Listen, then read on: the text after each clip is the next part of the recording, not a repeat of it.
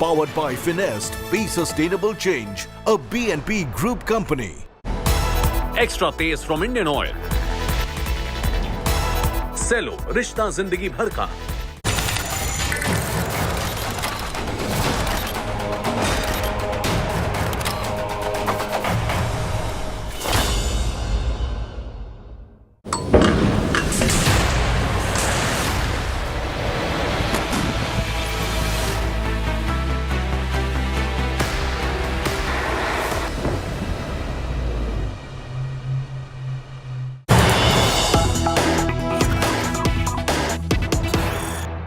Hello and welcome to an India Today special broadcast. I'm Gaurav Sawant.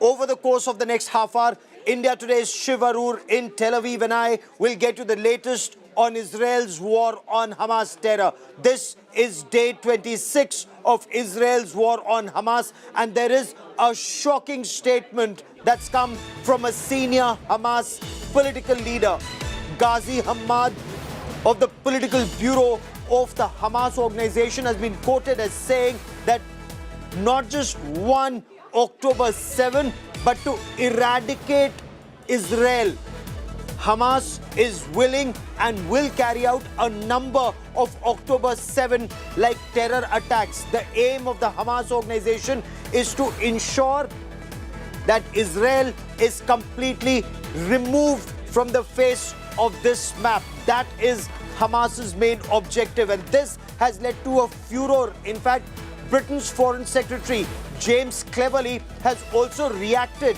He's quote-tweeted this statement, a video statement of Ghazi Hamad of Hamas, saying, "How can there be peace when one side wants to completely eradicate the other?" Before I get you more on the story and we cut across to Shiv Arur in Tel Aviv for the latest, let's quickly get you what Ghazi Hamad of Hamas said. Israel is a country that has no place on our land. We must remove that country because it constitutes a security, military and political catastrophe to the Arab and Islamic nations and must be finished. We are not ashamed to say this with full force. It is Israel, not us. We are the victims. Nobody should blame us for what happened on October 7th. It is justified. And the Israeli Defense Forces, they've expanded their operations in Gaza Strip. Israel says it's well aware of the mindset of Hamas, and that is why its operations are to completely eradicate Hamas from Gaza Strip, to ensure Hamas does not exist as a political entity or even as a terror threat or a military threat to the people of Israel.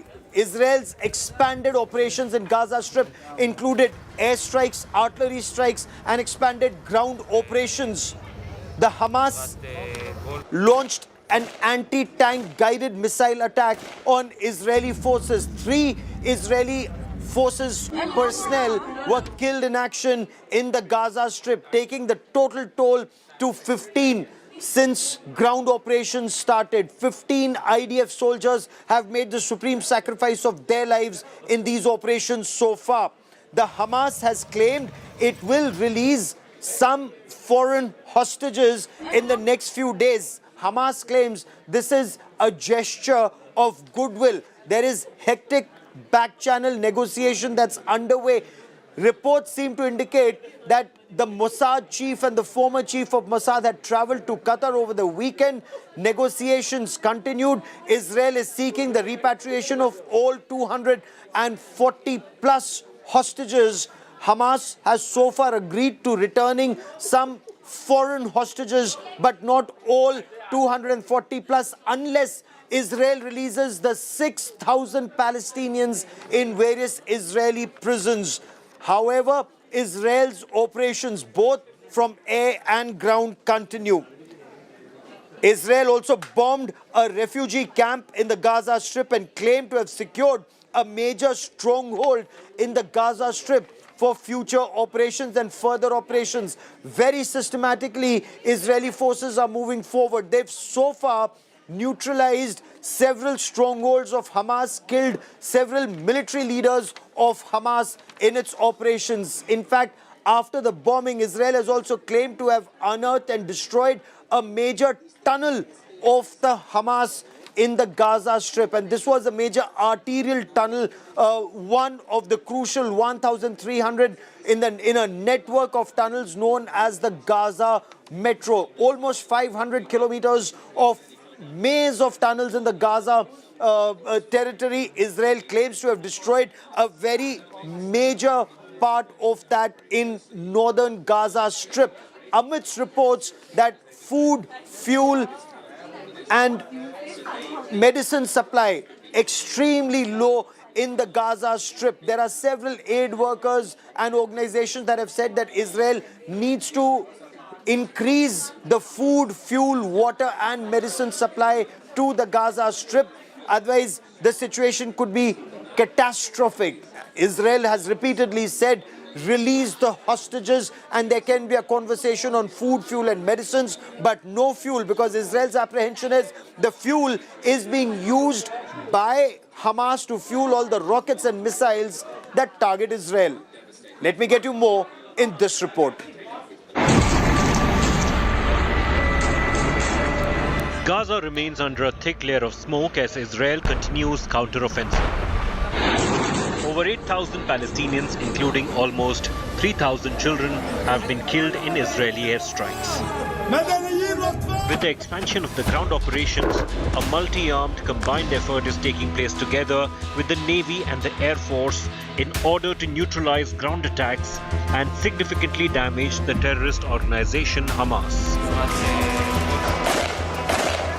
The Israeli military has released new videos showing lines of tanks, military canines and soldiers preparing to enter Gaza. Meanwhile, Hamas has released another footage showing its new homegrown Al-Asaf guided torpedo being fired at a number of Israeli targets. Another video shows fighting with Israeli troops in northern Gaza. Hamas has warned of more October 7-like attacks. Israel is a country that has no place on our land. We must remove that country because it constitutes a security, military and political catastrophe to the Arab and Islamic nations and must be finished. We are not ashamed to say this with full force. It is Israel, not us. We are the victims.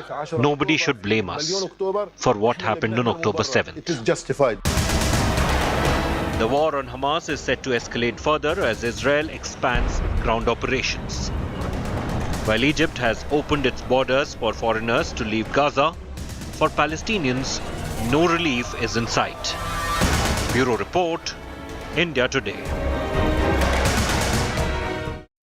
Hello and welcome to another broadcast live from here on the Gaza front. I'm Shiv Arur.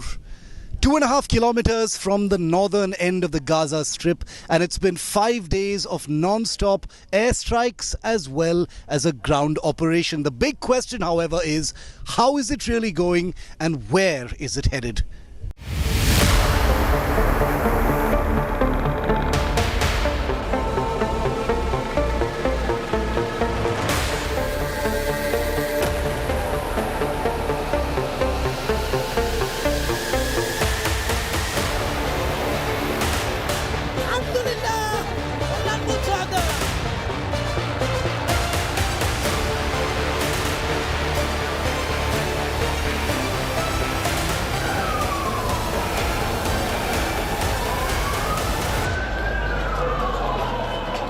Aid may be trickling into the Gaza Strip, but the humanitarian crisis there is only expanding.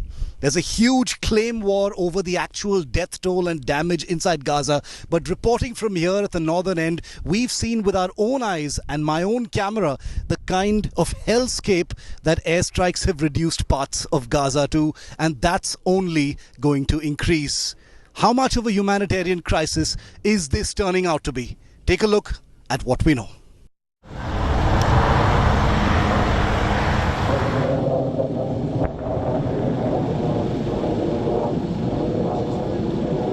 The airstrikes lit up the night sky at Gaza with flashes.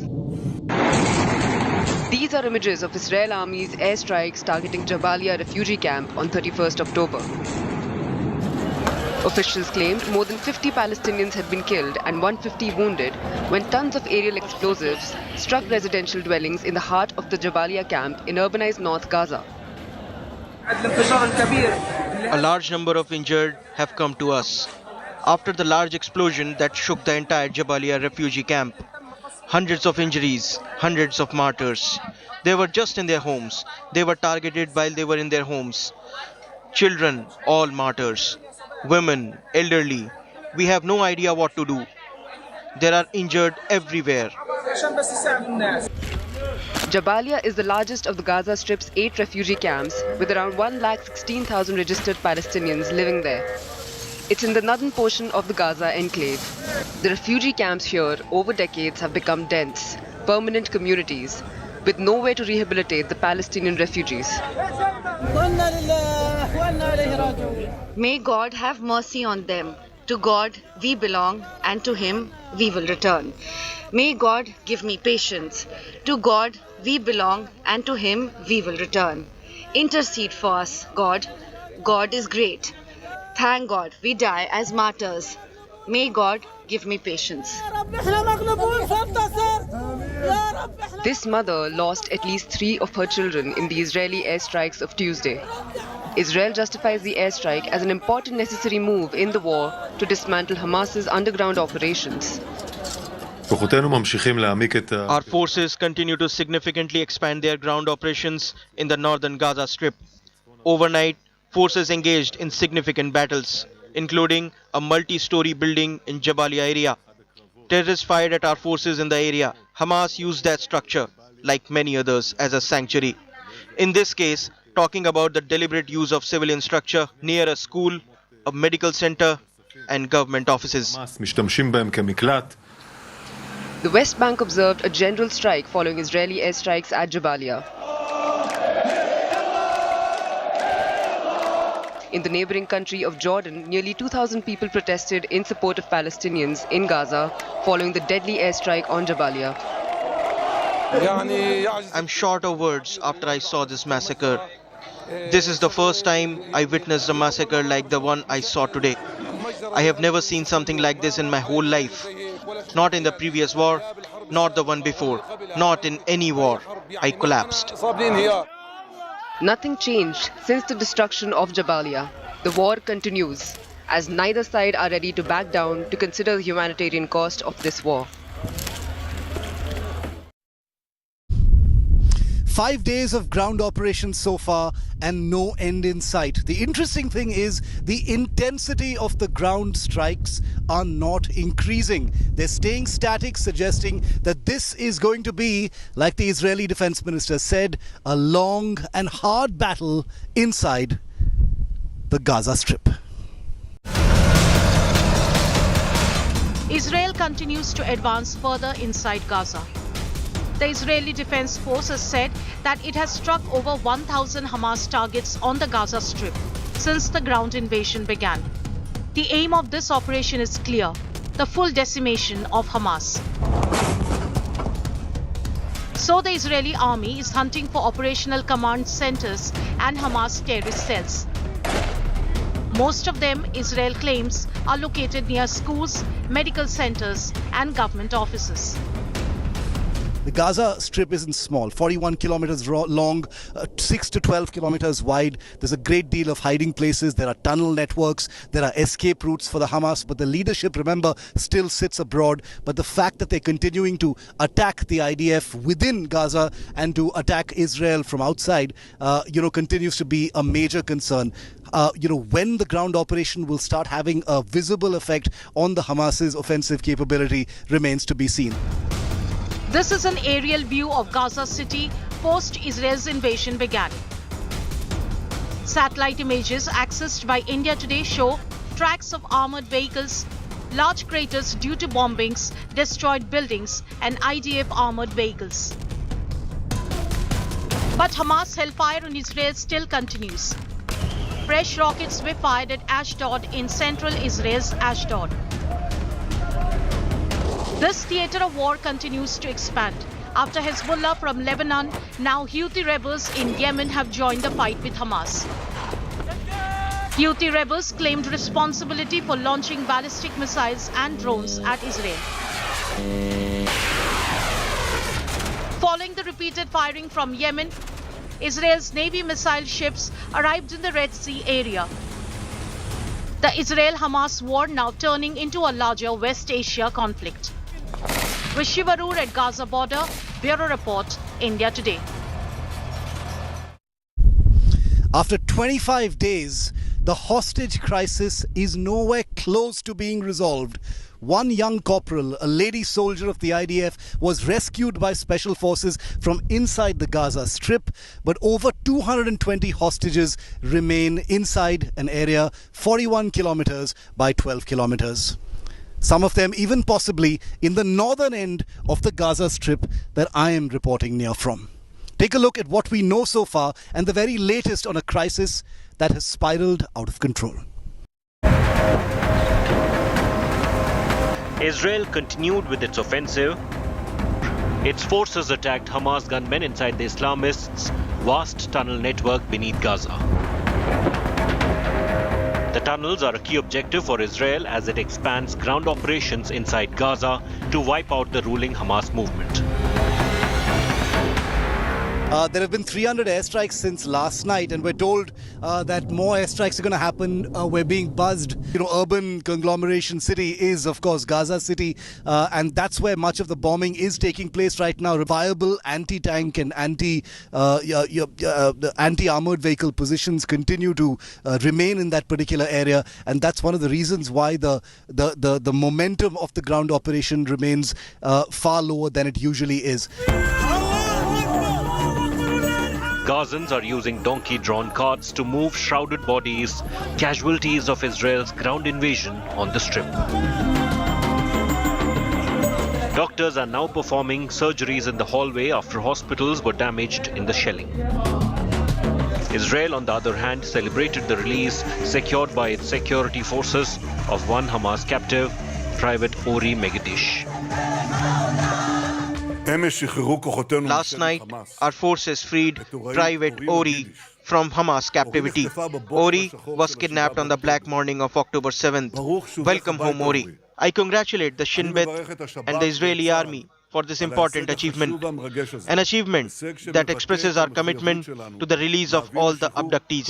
The entire nation of Israel salutes the Shin Bet and Israeli army, and to the terrorists of Hamas and ISIS, I say, you are monsters. We will continue to pursue you. We will continue to hunt you down. We will cripple you until you fall on our feet. Though Israel did not reveal details on the circumstances of Private Ori's release, it said she had since undergone medical checks and was doing well. Over 220 hostages continue to be in captivity with the Hamas in this part of this geography. The Gaza Strip is a large place. It's a big place to hide 220 hostages. Remember, the Hamas has been talking about how the airstrikes may have, killed tens of these hostages already, but this may be psychological warfare. There is no proof of this yet. There's no evidence of this yet. On the other hand, Hamas released a video on Monday that showed 3 hostages seized by the Islamist movement addressing an angry message to the Prime Minister Netanyahu. Prime Minister Netanyahu condemned the video and called it cruel psychological propaganda. In his statement, he said, "We are hugging the families. We will do everything to return all the kidnapped and missing people home." He also named hostages as Elena Trupanov, Daniel Aloni and Rimon Kirsht and said, "I hug you." Only one of the hostages addressed the camera throughout the clip. Gaza health authorities claim that more than 8,000 people, including 3,457 minors, have been killed in Israeli attacks since October 7th. UN officials say more than 1.4 million of Gaza's civilian population of about 2.3 million have been made homeless. The war that started following Hamas' gun rampage 3 weeks ago has taken the ugly look of human catastrophe. Despite repeated appeals from the international community, Israeli Prime Minister Netanyahu dismissed calls for a halt to fighting to ease the Palestinian enclave's humanitarian crisis. I've been reporting from Israel and Palestine for the last 2 weeks. As I depart today from Israel, I wanted to leave you with some thoughts, viewer. Thoughts I didn't have the time to have while I've been reporting on this gruesome conflict and its latest cycle. It is possible to condemn Hamas terror while acknowledging the plight of the Palestinian people. It is possible to condemn Hamas using human shields while also condemning Israel's use of force in civilian areas of Gaza.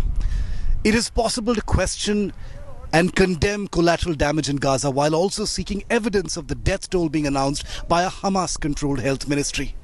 It is possible to show solidarity with Israel and still question specific claims of atrocities. It is possible to condemn a Hamas speech in India while upholding India's policy of support to Palestinians. It is possible to see Hamas as a terrorist group without diluting your worldview on Muslims. It is possible to see Israel as an aggressor while still acknowledging that innocent Israelis were murdered by Hamas. It is possible to acknowledge suffering in Gaza while condemning Hamas tunnels built under civilian areas. It is possible to feel pain for Israelis and Palestinians without seeing the crisis as a sounding board for your own preconceived biases and notions. It is possible to feel strongly about the allegations on both sides while accepting that you don't know enough. It is possible to be traumatized by what you see while accepting that you should go deeper into the history of how things came to this terrible pass. The people of Israel and Palestine deserve better.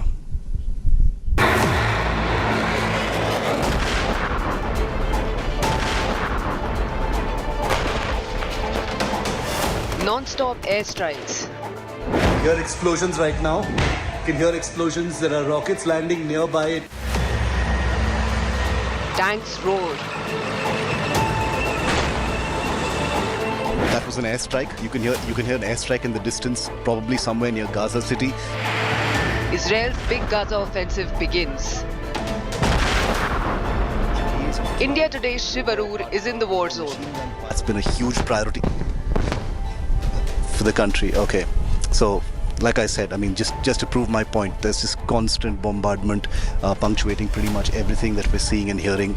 Covering all fronts, factual, not fictional. West Bank has come under attack during this cycle of violence. There have been airstrikes in Jenin, where I'd been reporting from.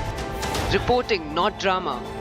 Information coming in from Gaza, which has been completely shut out, with the internet and communications being completely knocked out. Okay, there's been a rocket intercept. Follow India's top conflict reporter on the front line only on India Today.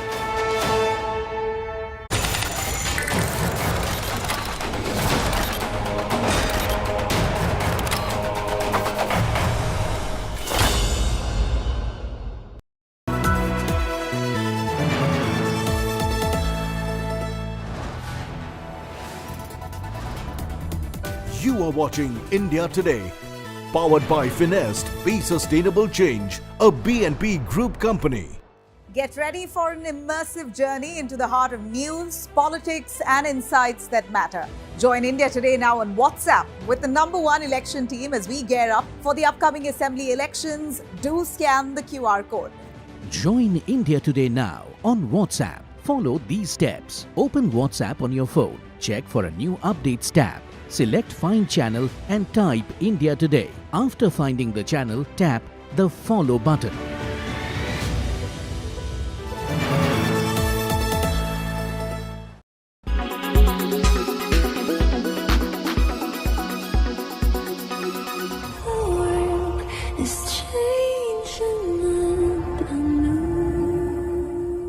It was an early morning for Apple enthusiasts and techies in India, with the company's Scary Fast event scheduled for 5:30 Tuesday morning. What was revealed were new MacBook Pro and iMac computers and 3 new chips to power them. We continue to make huge advances in Apple Silicon with the incredible new M3 family of chips, M3, M3 Pro, and M3 Max. They are the most advanced chips ever created for a personal computer, taking the best pro laptops in the world and making them even better. And with M3 coming to iMac, the world's best all-in-one gets even more powerful and more capable. In India, the starter 14-inch MacBook Pro with the M3 chip is available at 1.7 lakh to 1.9 lakh rupees. The 14-inch laptops powered by the M3 Pro chips are priced at 2 lakh to 2.4 lakh rupees. The top-end M3 Max model will cost 3.2 lakh rupees. The 16-inch MacBook Pros with the M3 Pro chip will set you back anywhere from 2.5 lakh rupees to 2.9 lakh rupees. The costliest is the 16-inch M3 Max powered range, which is priced at 3.5 lakh to 4 lakh rupees. Apple said the M3 Max chip was aimed at artificial intelligence developers who need huge amounts of memory to develop chatbots and other models. MacBook Pro and iMac join the rest of our amazing industry-leading lineup. A lineup made possible by the tight collaboration between our world-class hardware, software, and silicon teams. This deep integration is something only Apple can deliver, and we never stop innovating. Apple claims the new chips are up to 50% faster than the earlier ones. The booking for the new laptops began today and the deliveries begin on the 7th of November. Bureau Report, Business Today Television.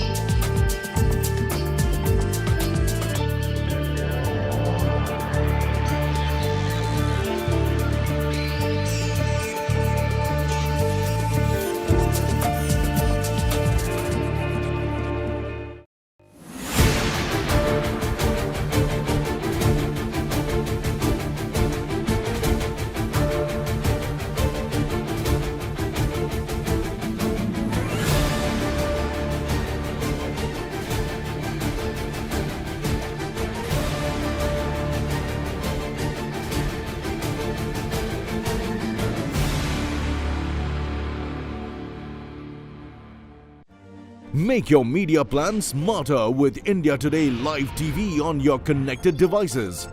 Amplify your brand with 100 million smart internet viewers. To advertise, mail us at sales@aajtak.com.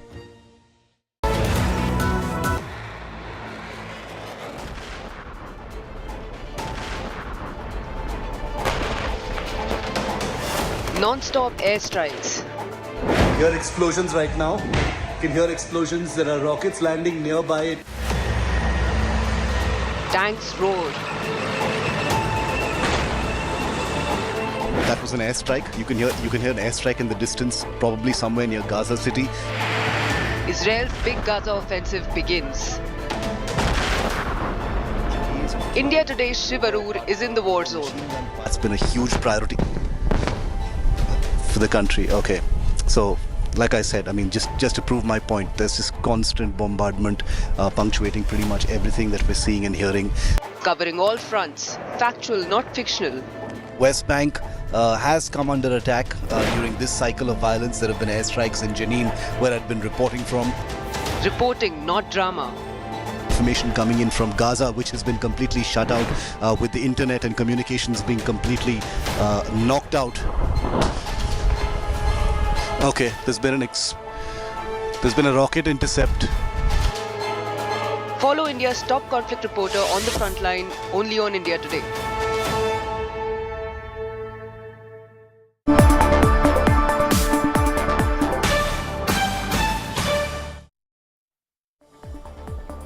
Welcome, you're watching Business Today show. I'm Nabila Jamal. Let me start with the top business news of the day. Land in Ayodhya now turns to gold as investors and speculators there rush in ahead of Ram Temple inauguration. Business Today TV brings you a ground report from the holy city. All the attention and new infrastructure push up the prices in the area. Car sales set to hit a new record in October. SUVs drive Maruti close to the 2 lakh mark for the first time. Electric two-wheelers see the highest sales since the withdrawal of subsidies, thanks to the festive spirit. There's more good news as GST collections jumped 13% to 1.7 lakh crore rupees in October, driven by festive sales. This is the second highest revenue collection year, or rather ever. In fact, trailing only the record numbers of April this year. Markets fall for the second straight day. Sensex sheds 280 points. Nifty closes below 19,000 level again. Realty and PSU banks end higher, while IT and metal stocks remain under pressure. ED attaches property worth 538 crore rupees belonging to Naresh Goyal and others in a money laundering case related to Jet Airways. Properties include 17 residential flats, bungalows and commercial premises. There's a gold rush underway with all roads leading to Ayodhya. While Ram Mandir is slated for inauguration in January, property prices in the holy city have been on a complete upswing in the last few years. In fact, developers have moved into that city in full force. And if you're looking to buy property around there, good luck. Ayodhya karti hai aavan, haat se kar mandir nirman. Ayodhya karti hai aavan, haat se kar mandir nirman. Ayodhya is a city in a rush. Walls are being torn down. Roads are being widened. Building material is strewn everywhere and new construction is visible across the city. It's a race against time to rebuild parts of an ancient city in time for the Ram Temple inauguration, which is less than 12 weeks away.